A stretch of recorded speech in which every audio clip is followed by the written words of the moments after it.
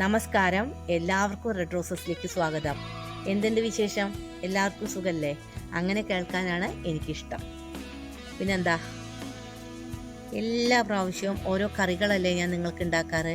ഇന്ന് നമുക്കൊരു simple breakfast ഉണ്ടാക്കിയാലോ?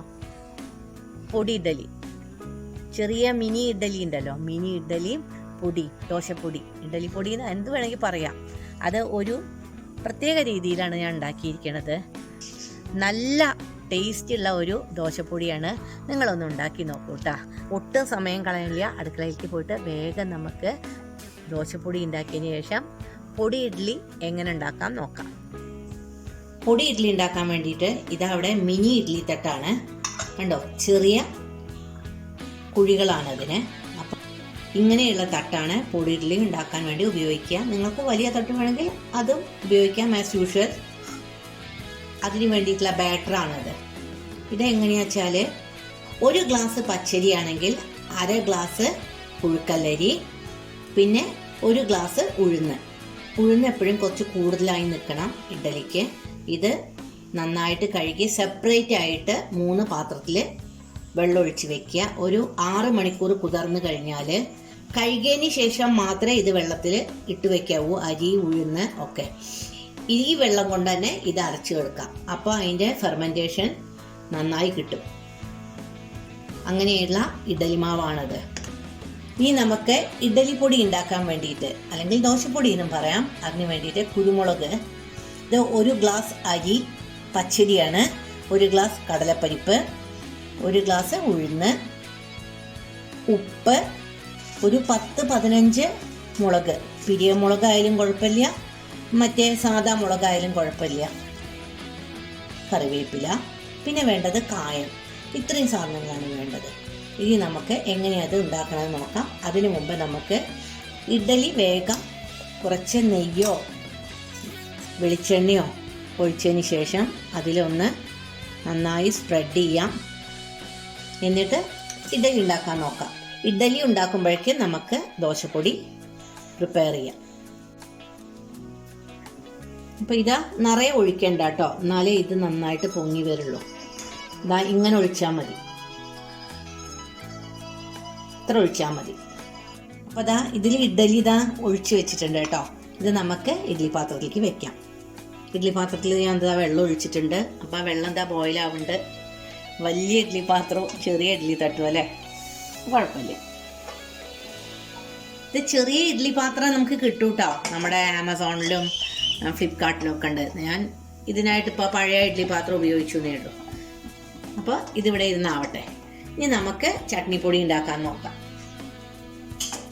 അതിനാദ്യം ഇതൊന്ന് ചൂടായിട്ടുണ്ട്. ഇതിലേക്ക് ഈ മുളക് ഒന്ന് വറുത്തെടുക്കാം. നമ്മളുടെ ഇഡ്ഡലി ഇതവിടെ ഒരുവിധം റെഡി ആയിട്ടുണ്ട് കേട്ടോ. നമുക്കിത് ഓഫ് ചെയ്യാം. എന്നിട്ട് അപ്പോഴേക്കും ഇഡ്ഡലിപ്പൊടി ആകുമ്പോഴേക്കും ഇഡ്ഡലി ഒന്ന് തണുക്കട്ടെ. അപ്പോൾ നമുക്കിത് തുറന്നു വയ്ക്കാം.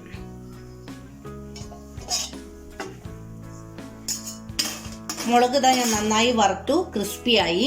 ഇനി നമുക്ക് കുരുമുളകും ഈ കറിവേപ്പിലയും കൂടി ഒന്ന് വറുത്തെടുക്കാം. അപ്പോൾ നമ്മുടെ കുരുമുളകും കറിവേപ്പിലയും നല്ല ക്രിസ്പിയായി. ഇനി നമുക്കിത് വാങ്ങിയെടുക്കാം.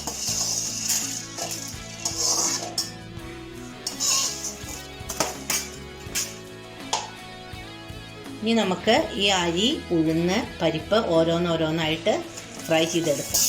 ഉഴുന്ന് ഫ്രൈ ചെയ്യും. അതിലേക്ക് ഈ ഉപ്പ് ഇട്ട് കൊടുക്കാം കേട്ടോ. ഉപ്പും ഒന്ന് ചൂടാവണം. എല്ലാം സെപ്പറേറ്റ് വറുത്തെടുക്കണം.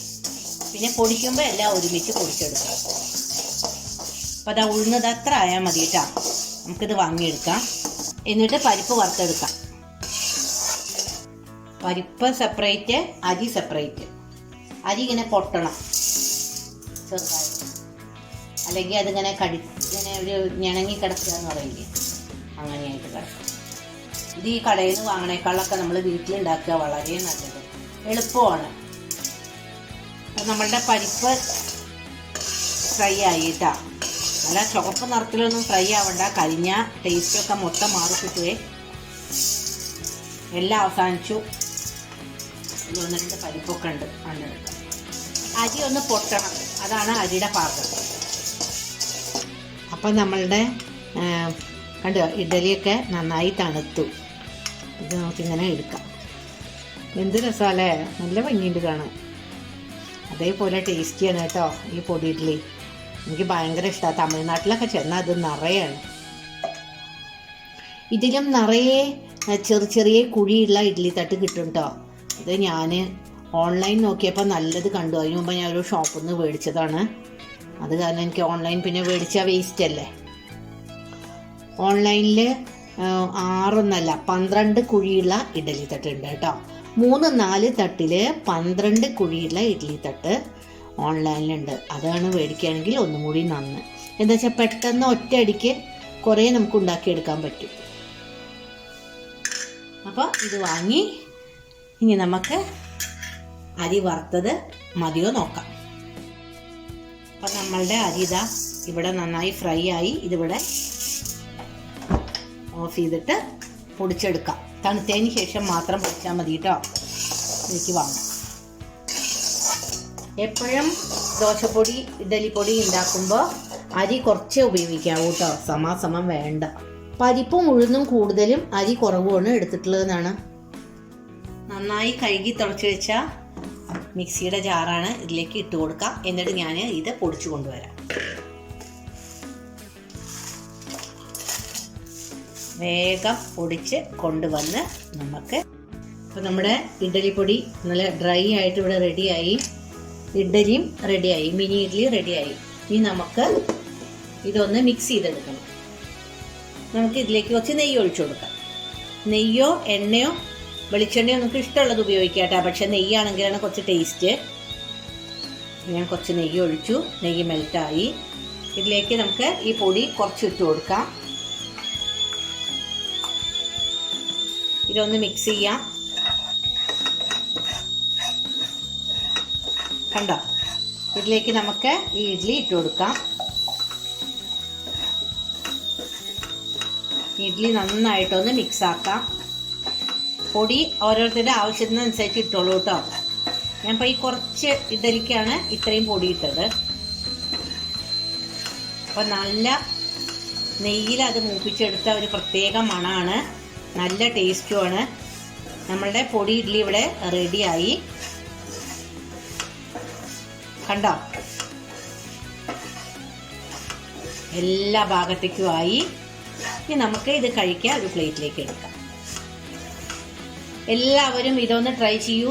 സിമ്പിൾ റെസിപ്പിയാണ്, വലിയ ബുദ്ധിമുട്ടൊന്നുമില്ല. പൊടി എങ്ങനെയാണ് ഉണ്ടാക്കണതെന്ന് മനസ്സിലാക്കാൻ വേണ്ടിയിട്ടാണ് ഞാൻ ഇതിൻ്റെ ഒപ്പം ഇഡ്ഡലിപ്പൊടി ഉണ്ടാക്കിയത്. അല്ലെങ്കിൽ ഇപ്പോൾ വീട്ടിൽ ഇഡ്ഡലിപ്പൊടി ഉണ്ടെങ്കിൽ നമുക്കിത് പെട്ടെന്ന് ഉണ്ടാക്കിയെടുക്കാവുന്നതേ ഉള്ളൂ.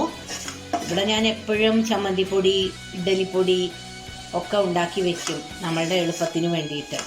അച്ചാറുകൾ എനിക്ക് ഭയങ്കര ഇഷ്ടമാണ് അങ്ങനെ ഓരോന്നും ഉണ്ടാക്കി വയ്ക്കാൻ. ഓരോ ദിവസം ഞാൻ ഓരോന്നായിട്ട് എപ്പോഴും ഉണ്ടാക്കാറുണ്ട്.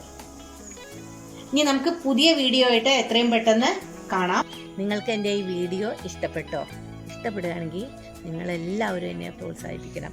ഇനി പുതിയ വീഡിയോ ആയിട്ട് ഞാൻ എത്രയും പെട്ടെന്ന് നിങ്ങളുടെ മുമ്പിലേക്ക് വരും. എല്ലാവർക്കും നല്ലത് വരട്ടെ. ശുഭദിനാശംസിക്കുന്നു.